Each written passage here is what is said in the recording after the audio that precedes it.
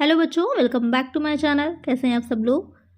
जैसे कि आप लोग जानते ही हैं, बिहार एस्टेट के जो फॉर्म आए हैं आप लोगों ने फिल कर दिया होगा। तो उसमें पीजीटी कॉमर्स की प्रिपरेशन में आप लोग को करा रही थी। तो वीडियो को शुरू करते हैं। वीडियो शुरू करने से पहले जिन बच्चों ने सब्सक्राइब नहीं किया होगा चैनल सब्सक्राइब करिएगा, वीडियो को लाइक जरूर करना बिल्कुल नहीं भूलना है और फ्रेंड्स आप वीडियो को शेयर कर देना है। सबसे पहले ये समझ लेते हैं कि डेप्रिसिएशन होता क्या है, हेरास क्या होता है। अच्छा, आप लोग जनरली जानते ही होंगे डेप्रिसिएशन के बारे में। जब हम जो कोई भी संपत्ति या एसेट इस तरह की होती है कि जैसे जैसे हम उसको यूज करते जाते हैं उसकी वैल्यू में, उसके मूल्य में कमी आती जाती है, घटता जाता है उसका मूल्य, तो उसे हम कहते हैं डिप्रिसिएशन। कभी कभी हम यूज करने की वजह से होता है, कभी कभी टाइम बीतने की वजह से होता है, बहुत से रीजंस होते हैं डिप्रिसिएशन के। आगे एमसीक्यूज जैसे जैसे सॉल्व करेंगे हम उसको समझते जाएंगे। तो डिप्रिसिएशन क्या होता है कि मेनली उसके मूल्य में जो कमी होती है उसको प्रयोग करने से या समय बीतने से या अप्रचलन के कारण। कभी कभी ये भी होता है कि वो मॉडल जैसे कि स्कूटी है या कार्स है, वो मॉडल आना बंद हो गया है तो क्या होगा, अप्रचलित हो गया है, अभी यूज में नहीं आता है। इस वजह से भी उसको हम डिप्रिसिएशन कहते हैं। जैसे कि आप लोग के पास जैसे कि कोई भी व्हीकल होगी, कार है, स्कूटी है, तो एक टाइम पीरियड रहता है उस तक की उसकी वैल्यू रहती है। भले ही वो आपके पास सही कंडीशन में हो लेकिन उसकी मार्केट वैल्यू क्या होती है, वो जीरो हो जाती है। वो किस वजह से होता है, डिप्रिसिएशन लगने की वजह से होता है। तो धीरे धीरे जो किसी एसेट के, किसी संपत्ति के मूल्य में, उसकी वैल्यू में कमी होती चली जाती है, स्थायी रूप से कमी होती है, उसे हम ह्रास कहते हैं यानी कि डिप्रिसिएशन कहते हैं। जो डिप्रिसिएशन होता है आपका काफी इंपॉर्टेंट होता है। जो हम अपने अकाउंट्स बना रहे होते हैं, अपनी जो अकाउंटिंग कर रहे होते हैं उसमें, क्योंकि सही हमको मूल्य ज्ञात करने के लिए, जो सही फाइनेंशियल कंडीशन को ज्ञात करने के लिए, सही प्रॉफिट को ज्ञात करने के लिए जरूरी होता है कि हम डिप्रिसिएशन को चार्ज करें और अपने जो अकाउंट बनाते हैं उसमें दिखाएं। तो क्यों आवश्यक होता है या क्यों इम्पोर्टेंस होता है, उसमें पहला पॉइंट जो आता है वो हो जाएगा शुद्ध लाभ ज्ञात करने के लिए, टू नो नेट प्रॉफिट। इससे ही हमको नेट प्रॉफिट पता चले, क्योंकि जो डिप्रिसिएशन दिखाया जाता है उसे हम कहाँ पर दिखाते हैं, डिप्रिसिएशन को हम प्रॉफिट एंड लॉस अकाउंट जो बनाते हैं वहां पर हम डेबिट साइड में दिखाते हैं। इसलिए इंपॉर्टेंट होता है कि हम डिप्रिसिएशन को जांच करें। प्लस कि हम एसेट अकाउंट जो बनाएंगे वहां पर भी डिप्रिसिएशन दिखाएंगे तो हमें एसेट की भी सही वैल्यू पता चलेगी, जो कि हम कहाँ दिखाएंगे, बैलेंस शीट में दिखाएंगे। फिर आता है आर्थिक स्थिति जानने के लिए, to know the financial position. वही चीज जो मैंने अभी बताई कि जो एसेट है वो सही मूल्य पर आपकी जो जो बैलेंस शीट है उसमें दिखाए, हम सही वैल्यू को दिखाए। इसलिए इंपॉर्टेंट होता है कि हम डिप्रिसिएशन को चार्ज करें, कि जो एसेट अकाउंट होता है वहां पर हम डिप्रिसिएशन को दिखाते हैं। फिर आता है पूंजी को डूबने से बचाना, प्रिवेंट इरोजन ऑफ कैपिटल। ये काफी इंपॉर्टेंट पॉइंट है, क्योंकि जो हम अगर डिप्रिसिएशन का प्रोविजन नहीं कर रहे, आयोजन नहीं कर रहे, कोई फंड नहीं बना रहे हैं जिसमें कि हम डिप्रिसिएशन चार्ज कर रहे हैं, तो इसमें ये रहता है कि जो हमारी एसेट है वो उतने ही वैल्यू पर दिखाती रहेगी जो हमारी बैलेंस शीट होगी उसमें, लेकिन जबकि एक्चुअल में जो एसेट की वैल्यू है धीरे धीरे कम हो गई है। लेकिन हमारी जो आर्थिक स्थिति है, जो हमारा बैलेंस शीट है, वो पूरा पूरा एसेट को दिखा रही है। तो धीरे धीरे क्या होगा, हमारी कैपिटल कम होती चली जाएगी, ओवर कैपिटलाइज हो जाएगा। जो हमारा अपना ओवर कैपिटलाइजेशन, अंडर कैपिटलाइजेशन पढ़ा है, ओवर कैपिटलाइज हो जाएगी, जिसकी वजह से जो हमारा व्यवसाय है या बिजनेस धीरे धीरे डूब जाएगा, क्योंकि कैपिटल नहीं बचेगी तो धीरे धीरे वो डूब जाएगा। इसलिए इंपॉर्टेंट होता है कि हम प्रोविजन करते रहें और उसको हम जो एसेट है उसमें से लेस भी कर दें। फिर आता है संपत्ति के प्रतिस्थापन के लिए, रिप्लेसमेंट ऑफ एसेट बहुत इंपॉर्टेंट है। अगर हमने डिप्रिसिएशन चार्ज किया है या कोई फंड बनाया था जिसमें हम जो डिप्रिसिएशन का अमाउंट है उसको डालते जा रहे हैं, ट्रांसफर करते जा रहे हैं प्रॉफिट में से, तो जब हमारी एसेट को 10 साल है, 20 साल जो भी उसकी लाइफ रहेगी, उसके समाप्त होने के बाद इतना हमारे पास अमाउंट होगा कि हम उसको रिप्लेस कर देंगे उसी अमाउंट से। डायरेक्ट बिजनेस में से आप अगर 20 लाख की एसेट है उसे निकालेंगे तो क्या होगा, बिजनेस का सारा जितना भी प्रॉफिट होगा इधर से उधर हो जाएगा, कुछ भी बिजनेस उस साल का दिखाएगा नहीं, लॉस में चला जाएगा। लेकिन हम धीरे धीरे अगर जोड़ते रहेंगे तो वहां पर हमारे लिए आसानी हो जाती है। उतना अमाउंट होगा कि हम आसानी से उस एसेट को रिप्लेस कर देंगे, जिससे कि हमारा काम भी नहीं रुकेगा और हमारा लगातार बिजनेस चलता रहेगा। फिर आता है लाभांश का बंटवारा, डिस्ट्रीब्यूशन ऑफ डिविडेंड। तो जो हम डिवाइजेबल प्रॉफिट निकालते हैं वहां पर हमें डिप्रिसिएशन चार्ज करना पड़ता है। अगर हम चार्ज किए बिना दे देंगे तो वहां पर सही जो हमारे खाते भी हैं, साथ में ये भी रहेगा कि हमारे जो प्रॉफिट है वो सही नहीं दिखाएगा, तो गलत भी है मेथड। सबसे पहले डिविडेंड हम पे करते हैं तो डिवाइजेबल प्रॉफिट निकालना पड़ता है, उसके लिए आपको डिप्रिसिएशन चार्ज करना कंपलसरी होता है, अनिवार्य होता है। नहीं तो क्या होगा, जो लाभांश होगा वो धीरे धीरे जो कैपिटल है, पूंजी है, उसमें से आप बांटने लगेंगे और जबकि लाभांश को आप पूंजी में से वितरित नहीं कर सकते, पूंजी में से डिस्ट्रीब्यूट नहीं किया जा सकता। तो ये सारी रीजंस होते हैं जिसकी वजह से या ये कह सकते हैं कि ये आवश्यकता है या आपके ऑब्जेक्ट्स हैं या फिर इम्पोर्टेंस है जिसके लिए हमें डिप्रिसिएशन का प्रोविजन या आयोजन करना चाहिए या करना पड़ता है। तो आपके क्लियर हो गया होगा कि जो है डिप्रिसिएशन क्या होता है या क्यों इसको चार्ज किया जाता है, इसके रीजन क्या होते हैं। आगे एमसीक्यूज मैंने जो आपको सॉल्व करा है वहां पर मैंने रीजन को भी डिटेल में समझाया है। धीरे धीरे समझेंगे तो हमारे लिए आसान रहेगा। डिप्रिसिएशन के मेथड क्या होते हैं या इससे जो न्यूमेरिकल कुछ क्वेश्चंस भी बन सकते हैं, तो इसका वीडियो की अलग से आएगी। इसमें मैं आपको न्यूमेरिकल बेस के बता दूंगी कि किस तरह से सॉल्व करने हैं, या अगर क्वेश्चन आता है कि डिप्रिसिएशन इस मेथड से सॉल्व करना है तो वहां पर हम उसे अच्छे से समझ सकें। इसका एक नेक्स्ट पार्ट भी आएगा जिसमें हम वहां पर इसके जो मेथड्स होते हैं उसको भी समझेंगे। तो आइए एमसीक्यू क्वेश्चंस की तरफ चलते हैं और उसे सॉल्व करते हैं। आइए फर्स्ट क्वेश्चन लेते हैं। डिप्रिसिएशन इज कॉज्ड बाय, ह्रास का कारण होता है प्राइस फ्लक्चुएशंस, मूल्योच्चावचन, सेल, विक्रय, यूज ऑफ एसेट, संपत्ति का प्रयोग, नन इनमें से कोई नहीं। क्वेश्चन में कह रहा है कि जो ह्रास होता है कि किस कारण से लगाया जाता है, क्यों जो डिप्रिसिएशन लगता है। तो उसको समझने के लिए पहले हमें ये जानना इंपॉर्टेंट है कि ह्रास होता क्या है, व्हाट इज डिप्रिसिएशन। जैसे जैसे कोई संपत्ति है, कोई एसेट हमारे पास है, उसके मूल्य में, उसकी वैल्यू में कमी होती चली जा रही है, उसे कहा जाता है डिप्रिसिएशन या फिर ह्रास। तो जैसे कि अगर फॉर एग्जांपल लें, आपके पास बाइक है या स्कूटी है, तो अगर आज आपने वो खरीदी है 1 लाख की प्राइस पर, तो धीरे धीरे क्या होती है उसकी मार्केट वैल्यू कम होती जाएगी। जब 10 साल बाद अगर आप उसको जो है रीसेल करने जाएंगे तो वहां पर उसकी मार्केट वैल्यू काफी कम हो चुकी होगी। ऐसा क्यों होता है? ऐसा इसलिए होता है कि धीरे धीरे क्या होता है उसमें टूट फूट होती जाती है, घिसावट आती जाती है, मॉडल पुराना हो जाता है, इस वजह से उसकी मार्केट वैल्यू भी कम हो जाती है। वो डिप्रिसिएशन की वजह से होता है, ह्रास लगने की वजह से होता है। यही हो जाती है कि किसी भी संपत्ति के, किसी भी एसेट के मूल्य में होने वाली धीरे धीरे जो कमी होती है वही क्या कहलाती है, हमारी डिप्रिसिएशन कहलाती है, ह्रास कहलाती है। अब क्वेश्चन ये कि क्या कारण होते हैं ह्रास के। तो जो आपका ऑप्शन दे रखे हैं इसमें एक ऑप्शन जो आपका संपत्ति का प्रयोग है, यूज ऑफ एसेट है, वो होता है डिप्रिसिएशन का कारण। इस वजह से भी डिप्रिसिएशन लगता है। इसके अलावा अगर हम बात करें तो दो तरह के हो जाते हैं इसके कारण, एक होते हैं इंटरनल और दूसरे होते हैं एक्सटर्नल। इंटरनल कॉजेज जो होते हैं कि किस तरह की संपत्ति है, किस तरह की एसेट है, उसके नेचर पर डिपेंड करता है। तो इसमें आपकी कौन कौन से हो जाते हैं, एक होता है प्रयोग से ह्रास यानी कि वेयर एंड टेयर।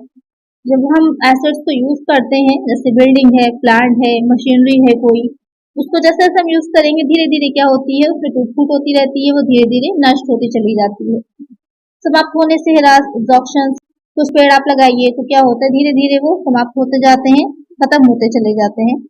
खाली होने से ह्रास, डिप्लेशन। जैसे कि तेल का कुआं है, सबसे अच्छे इसके उदाहरण यही रहते हैं। ये जो तेल का कुआं है, जैसे जैसे आप उसमें से निकालते जाएंगे धीरे धीरे उसमें भी कमी होती चली जाती है। शीघ्र नष्ट होने वाली वस्तुओं पर ह्रास, डिटोरिएशन। इसमें रहता है कि कुछ इस तरह की अस्थायी संपत्तियां होती हैं, जैसे कि कुछ खाने वाली वस्तुएं होती हैं, अगर उसको फौरन यूज ना किया जाए, कुछ टाइम लिमिट तक यूज ना किया जाए तो वो भी खराब हो जाती है, वो भी एक टाइप है डिप्रिसिएशन का। एक्सटर्नल कॉजेज जो होते हैं, तो जैसे से एक हो जाएगा समय बीतने पर ह्रास, यानी कि जब समय बीतने पर ह्रास में क्या रहता है कि जो संपत्तियां होती हैं उनका अपना एक लाइफ होती है, उस लाइफ के टाइम जैसे 10 साल की है, 5 साल की है, तो उसकी भी एक एक्सपायरी डेट समझ लीजिए होती है। उसकी जो जीवन काल है, उसकी जो लाइफ टाइम, उसको समाप्त हो जाने के बाद उसकी वैल्यू भी है जीरो हो जाती है। जिन लोगों के पास, आपके पास व्हीकल्स होंगी, आप लोग को आइडिया होगा इसके बारे में। अपशिष्ट से ह्रास हो सकता है, ऑब्सोलेंस जिसे बोला जाता है कि जब नई मशीनरी के बनने जाने के बाद पुरानी मशीनरियां जो होती हैं, जैसी नई टेक्नोलॉजी आती है ऐसी जो आपकी पहले अभी तक आप यूज कर रहे थे वो टेक्नोलॉजी पुरानी हो जाती है। बाजार मूल्य में स्थायी गिरावट से ह्रास, permanent fall in the market value. अगर कुछ संपत्तियां ऐसी हैं जैसे कि अगर इन्वेस्टमेंट की बात करें और उसके बाजार मूल्य में स्थायी गिरावट आ जाती है, मूल्य में कमी आ जाती है, तो वो भी क्या है, एक डिप्रिसिएशन का ही टाइप होता है। तो ये कारण हो जाते हैं दो तरह के, इंटरनल और एक्सटर्नल, जिससे कि डिप्रिसिएशन होता है। मैंने सारे आपको जो है डिटेल में समझा दिए। एग्जाम में कोई भी आपको पूछेगा तो आप क्लियर रहेंगे कि डिप्रिसिएशन क्या होता है। यहाँ पर क्या है करेक्ट आंसर होगा, हो जाएगा ऑप्शन सी। नेक्स्ट क्वेश्चन है, ह्रास को परिभाषित करें। Define depreciation, an increase in the value of an asset over time. Resource diminishes over the long run because of utilization. Assets that can quickly be turned into cash, none. तो यहाँ पे एक तरह से आपसे ह्रास की, डिप्रिसिएशन की डेफिनेशन पूछी है कि क्या होती है। तो यहाँ पर जब हम लॉन्ग टाइम में तक किसी भी एसेट को यूज करते हैं तो धीरे धीरे वो क्या होता है, समाप्त हो जाता है। इस वजह से आपका डिप्रिसिएशन लगता है। तो करेक्ट आंसर जो होगा हमारा वो हो जाएगा ऑप्शन बी कि लंबे समय में उपयोग के कारण संसाधन समाप्त हो जाते हैं, कम हो जाते हैं और वही कमी क्या कहलाती है? डिप्रिसिएशन कहलाती है। एक आंसर है ऑप्शन बी। नेक्स्ट क्वेश्चन है ह्रास का मुख्य उद्देश्य क्या है? What is the principal objective of depreciation?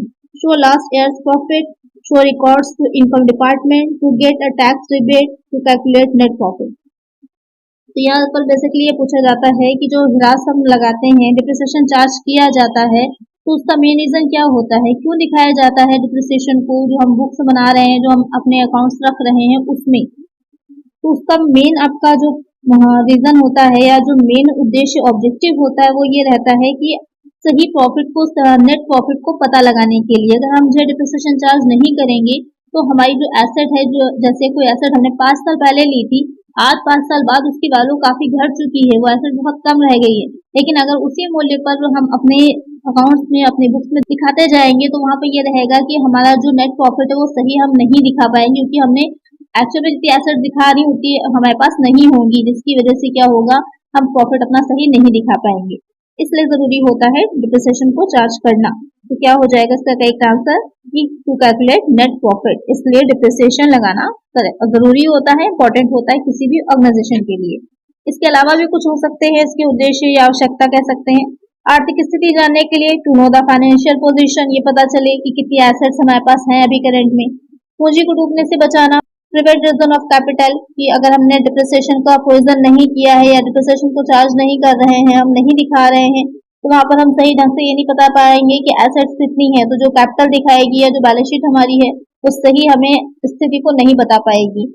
संपत्ति के प्रतिस्थापन के लिए भी रिप्लेसमेंट ऑफ एसेट, कि अगर हम चार्ज करेंगे तो एक हमारे पास उसका हम प्रोविजन भी रखेंगे, तो डिप्रिसिएशन फंड बनाए जाते हैं या इन्वेस्टमेंट फंड बना दिया जाता है डिप्रिसिएशन का, जिसमें कि जो अमाउंट होता है उसको ट्रांसफर कर दिया जाता है। तो जब भी संपत्ति जो एसेट होती है वो पूरी तरह समाप्त हो जाती है, तो हमारे पास इतना फंड होता है कि उसी से हम नई संपत्ति को रिप्लेस कर देते हैं। तो वहाँ पर डायरेक्ट बिजनेस से हमें एक बार में पैसे नहीं निकालने पड़ते, जिसकी वजह से क्या रहता है कि एक तरह से कह सकते हैं सिंपल है कि बिजनेस का बजट नहीं बिगड़ता, ऑलरेडी हमारे पास उतना फंड होता है। लाभांश का बंटवारा करने के लिए डिस्ट्रीब्यूशन ऑफ डिविडेंड, कि जो भाज्य योग्य लाभ निकाला जाता है, डिविजिबल प्रॉफिट निकाला जाता है, जिसमें से कि डिविडेंड को दिया जाता है, उसके लिए भी डिप्रिसिएशन चार्ज करना जरूरी होता है। तो ये सारे वो आवश्यकता कह लीजिए या महत्व है या उद्देश्य है जो इम्पोर्टेंट होते हैं डिप्रिसिएशन चार्ज करने के लिए।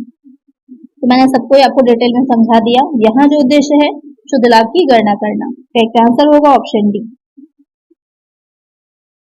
नेक्स्ट क्वेश्चन है ह्रास का क्या कारण है? What cause depreciation? Loss of goods, purchase of goods, increase liability, wear and tear. तो अभी मैंने आपको समझाए थे ये सारे कारण, तो उसमें वेयर एंड टेयर भी था कि जो टूट-फूट हो जाती है, जिससे भी संपत्तियां धीरे धीरे समाप्त हो जाती हैं। तो एक आंसर होगा हमारा ऑप्शन डी। नेक्स्ट क्वेश्चन है खातों में ह्रास का प्रावधान करने के पीछे क्या कारण है? What is the reason behind making a provision for depreciation in account? To show the current value of asset, to show current liabilities, to charge the cost of assets against profit, to purchase new asset. यहाँ पर पूछ रहा है कि जो खातों में हम डिप्रिसिएशन को प्रोविजन करते हैं, ओके, प्रोविजन भी किया जाता है जिससे कि जब आवश्यकता हो तो हमारे पास इतनी अमाउंट हो कि हम उससे रिप्लेस कर सके। तो उसके पीछे क्या कारण होता है? तो उसके पीछे एक कारण होता है कि जो प्रॉफिट है हमारा, उस प्रॉफिट में से हम डिप्रिसिएशन को निकाल करके उसका प्रोविजन कर सकें, जिससे कि जब आवश्यकता हो तो वहां पर हमारा बस इतना फंड हो और हमें कहीं और पर से उस अमाउंट को न निकालना पड़े, इसलिए चार्ज किया जाता है प्रॉफिट में से प्रोविजन, इसीलिए चार्ज किया जाता है प्रॉफिट में से जो हमारा डिप्रिसिएशन है वो। तो एक आंसर होगा हमारा to charge the cost of asset against profit.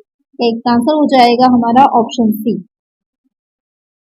Next question है किस विधि के अनुसार मूल ह्रास स्थिर रहता है?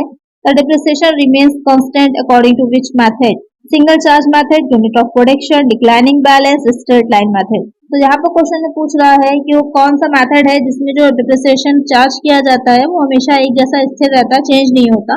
तो वो हो जाता है स्ट्रेट लाइन मेथड, जिसमें एक आपका निर्धारित दर से लगाया जाता है, उस पर ही आपका हर वर्ष डिप्रिसिएशन चार्ज किया जाता है, उसमें कोई चेंजेस नहीं आता। एक आंसर हो जाएगा हमारा ऑप्शन डी। नेक्स्ट क्वेश्चन है ह्रास किस संपत्ति पर लगाया जाता है? Depreciation is charge on fixed asset, current asset, both fixed and current asset, none of the above. Depreciation होता है वो किस तरह के एसेट पे लगता है, ये फिक्स्ड एसेट पे लगता है, जो स्थायी संपत्तियां होती हैं उन पर चार्ज किया जाता है। एक आंसर हो जाएगा ऑप्शन ए। क्योंकि बात ये हो रही थी कि लंबी अवधि, क्योंकि एक कुछ दिन में या कुछ महीनों में तो छूट की बात नहीं हो रही ना, लॉन्ग टर्म की बात हो रही है, तो लंबी अवधि की बात होगी तो वहां हमारी फिक्स्ड एसेट ही आ जाएंगी। तो एक आंसर हो जाएगा हमारा ऑप्शन ए। नेक्स्ट क्वेश्चन है, निम्नलिखित में से किस संपत्ति पर ह्रास नहीं लगेगा? Which of the following asset generally assumed not to depreciate? Machinery, building, land, all of the above. अच्छा क्वेश्चन है। तीनों ही एसेट क्या है आपकी? फिक्स्ड एसेट ही है। लेकिन कौन सी एसेट ऐसी है जिस पर डिप्रिसिएशन चार्ज नहीं हो लगता या नॉर्मली जिसे नहीं माना जाता है कि ह्रास हुआ है? मशीनरी पर भी होता है, बिल्डिंग पर भी होता है, लेकिन जो भूमि होती है, लैंड होती है, क्योंकि डिप्रिसिएशन में होता है कि धीरे धीरे वो कम होती जाती है। लेकिन अगर हम बात करें भूमि की, लैंड की, तो जितनी है नॉर्मली उतनी ही रहती है, उसमें कोई कमी नहीं होती है। हाँ, उसकी प्रोडक्टिविटी घट जाती है, लेकिन वो भूमि उतनी ही रहती है, लैंड उतनी ही रहेगी। इसलिए माना जाता है कि वो अब उस पर ह्रास चार्ज नहीं किया जाता या फिर डिप्रिसिएबल नहीं होती है। तो एक आंसर यहाँ पर होगा हमारा ऑप्शन सी। नेक्स्ट क्वेश्चन है, आयकर अधिनियम के अंतर्गत ह्रास किस पर मिलता है? Under income tax act depreciation is allowed on purchase price, market price, return on value, face value. तो क्वेश्चन में कह रहा है कि जो आपका इनकम टैक्स एक्ट है उसके अंतर्गत जो डिप्रिसिएशन होता है वो किस वैल्यू पर, किस मूल्य पर या किस प्राइस पर लगाया जाता है? तो ये आपका जो रिटर्न ऑन वैल्यू है, यानी कि जो अभिलिखित मूल्य होता है उस मूल्य पर लगाया जाता है। तो एक आंसर होगा हमारा ऑप्शन सी। नेक्स्ट क्वेश्चन है, अशोधित राशि को अगले कितने कर निर्धारण वर्षों तक समायोजन हेतु आगे ले जाया जा सकता है? For how many assessment years unabsorbed depreciation can be carried forward for set of 5 years, 7 years, 8 years, unspecified period? Question में कह रहा है कि जो अशोधित ह्रास है, जो अनअब्जॉर्ब्ड डेप्रिसिएशन है, उसको आप कितने वर्षों तक, कितने कर निर्धारण वर्षों तक आगे ले जा सकते हैं और वो आपका लीगल होता है, वैलिड होता है। तो यहाँ पर जो अशोधित ह्रास होता है, अनअब्जॉर्ब्ड डेप्रिसिएशन होता है, उसको आप अनस्पेसिफाइड पीरियड तक के लिए ले जा सककर अपनी जो प्रॉफिट होगा उससे रिटर्न ऑफ कर सकते हैं, उससे प्रोविजन कर सकते हैं, उसकी कोई टाइम लिमिट नहीं है। तो एक आंसर होगा हमारा ऑप्शन डी। नेक्स्ट क्वेश्चन है, ह्रास है, depreciation charges are cash expenses, financial expenses, non cash expenses, non operating expenses. तो क्वेश्चन में कह रहा है कि ये जो डिप्रिसिएशन होता है, ये जो चार्जेस इसके होते हैं ये किस तरह के होते हैं? नगद व्यय होते हैं या फिर वित्तीय व्यय हैं या फिर गैर नगद व्यय हैं या गैर परिचालन व्यय हैं। तो जब बात करते हैं हम कि डिप्रिसिएशन चार्जेस किस तरह के होते हैं, तो ये नॉन कैश एक्सपेंसेस होते हैं, गैर नगद व्यय होते हैं। तो यहाँ पर एक आंसर हो जाएगा हमारा ऑप्शन सी। नेक्स्ट क्वेश्चन है, ह्रासयोग संपत्तियों का उसके उपयोगी जीवन के बाद अनुमानित मूल्य कहा जाता है। The estimate value of depreciable assets after its useful life is called actual value, replacement value, disposal value, current value. तो क्वेश्चन में कह रहा है कि ऐसी एसेट्स उन पर डिप्रिसिएशन लगाया जाता है तो उनके उस जीवन काल के बाद जो भी उसकी लाइफ है, उस लाइफ के बाद तो उनका मूल्य बचता है, उसे क्या कहा जाता है? उसे अवशिष्ट मूल्य कहा जाता है, डिस्पोजल वैल्यू कहा जाता है। एक आंसर हो जाएगा ऑप्शन सी। नेक्स्ट क्वेश्चन है, मूल ह्रास मुख्य रूप से निम्न के कारण प्रदान किया जाता है। Depreciation is primarily provided due to reduced tax burden, replacement of fixed asset in future, comply with legal requirements, all of the above। तो यहाँ पर क्वेश्चन कह रहा है कि जो डिप्रिसिएशन है वो किस कारण से दिया जाता है? कर का बोझ कम करने के लिए, भविष्य में जो स्थायी संपत्तियां, अचल संपत्तियां उनके प्रतिस्थापन के लिए, कानूनी आवश्यकताओं का अनुपालन करने के लिए। तो यहाँ पर जो डिप्रिसिएशन होता है, जो मुख्य रूप से अगर हम कहें कि क्यों दिया जाता, तो वो हो जाता है मेन आपका फ्यूचर में जो आपकी फिक्स एसेट है उसके रिप्लेसमेंट के लिए आपके पास फंड को एक उतना इकट्ठा हो कि जिससे आसानी से आप रिप्लेस कर सकें उस एसेट को। तो एक आंसर होगा हमारा ऑप्शन बी। नेक्स्ट क्वेश्चन है, an asset was purchased for ₹25,000 and was depreciable under reducing balance method at the rate of 10% per annum. What is the value of the asset at the end of 3 years? Question का मतलब है कि एक संपत्ति है जो 25,000 रुपए में क्रय की गई थी, खरीदी गई थी और उस पर 10% प्रतिवर्ष की दर से जो आपका इस क्रमागत ह्रास पद्धति है उससे ह्रास चार्ज किया जाता है, ह्रास लगाया जाता है। 3 साल के बाद अब संपत्ति का मूल्य क्या होगा। यहाँ पर ये नहीं पूछा है डिप्रिसिएशन कितना होगा, आपसे ये पूछा है 3 वर्ष के बाद संपत्ति का मूल्य क्या होगा, एसेट की वैल्यू कितनी निकल के आएगी। आइए देखेंगे कैसे सॉल्व करेंगे इसे हम। क्या वैल्यू है, 25,000 की वैल्यू है। इसको सॉल्व करने के लिए जो ओरिजिनल इसकी कॉस्ट है 25,000 की है, लिख लीजिए। फर्स्ट ईयर में आप डायरेक्ट 10% डिप्रिसिएशन लगाएंगे 2500 का, लेस करिएगा कितना बैलेंस बचा, आपका पास बैलेंस आएगा 22,500, 22,500 का। सेकेंड ईयर में फिर हम जेड 10% चार्ज करेंगे, तो अब हम जो चार्ज करेंगे वो हम चार्ज करेंगे जो हमारा 22,500 आया है, 22,500 की अब जो हमारे पास एसेट बची है रिमेन है उस पर हम चार्ज करेंगे 10%, तो कितना निकल के आएगा हमारा 2,250 रुपए डिप्रिसिएशन आएगा सेकेंड ईयर का। अब उसे हम फिर लेस कर देंगे जो हमारी 32,500 की जो वैल्यू थी एसेट की उसमें से, तो बैलेंसिंग अमाउंट कितना आएगा 20,250, 20,250। अब थर्ड ईयर में क्योंकि आपसे 3 वर्ष के लिए कहा था तो तीसरे साल फिर निकाला जाएगा 10%, तो अब जो निकलेगा किस पर निकलेगा वैल्यू पर 20,250 की जो 20,250 की जो वैल्यू है अब उस पर हम 10% चार्ज करेंगे, कितना आएगा 2025, 2025। अब हम इसे लेस कर देंगे जो हमारी एसेट की वैल्यू थी उसमें से, तो अब कितना बैलेंसिंग अमाउंट हमारा थर्ड ईयर के बाद बचेगा डिप्रिसिएशन चार्ज करने के बाद का, कितना आ जाएगा 18,225, यानी कि 18,225 रुपए। यही हो जाएगी हमारी 3 वर्ष के बाद जो संपत्ति का मूल्य है वो, तो यही होगा हमारा करेक्ट आंसर। करेक्ट आंसर यहाँ पर क्या हो जाएगा ऑप्शन सी। कंफ्यूज करने के लिए आपसे जो है तीनों ही अमाउंट दे रखे गए हैं, पहले वर्ष में जो आया वो उतना दे रखा है, सेकेंड ईयर का 20,250 भी दे रखा है, यहाँ पर निकाल के जब सॉल्व करेंगे तो आएगा आपका 18,225 रुपए। करेक्ट आंसर हो जाएगा हमारा ऑप्शन सी। तो इस तरह से सॉल्व किया जाता है। अगर एग्जाम में आपसे क्वेश्चन पूछता है किसी भी मेथड का होगा तो ध्यान रखिएगा किस मेथड के अनुसार पूछा है उसके अकॉर्डिंग आपका आंसर होगा। करेक्ट आंसर हो जाएगा ऑप्शन सी। एग्जाम में ज्यादातर जो आपके डिमिनिशिंग वैल्यू मेथड है वही पूछता है क्योंकि ज्यादा कंफ्यूजन उसी में होती है, तो इसीलिए ज्यादातर क्वेश्चन आपका उसी से रिलेटेड ही आता है, इसीलिए उसी का एक क्वेश्चन मैंने यहाँ पर इंक्लूड भी किया है। नेक्स्ट क्वेश्चन है अमूर्त संपत्तियों पर ह्रास की दर है, the rate of depreciation on intangible assets is 25%, 15%, 20%, 5%। Question में कह रहा है कि जो अमूर्त संपत्तियां हैं जो इंटेंजिबल एसेट होती हैं उन पर जो डिप्रिसिएशन चार्ज किया जाता है तो उसकी कितनी वैल्यू होती है, कितनी परसेंटेज होती है, उसे किस परसेंटेज पर उसको चार्ज किया जाता है, तो वो चार्ज किया जाता है 25% पे 25% का। एक आंसर हो जाएगा हमारा ऑप्शन ए।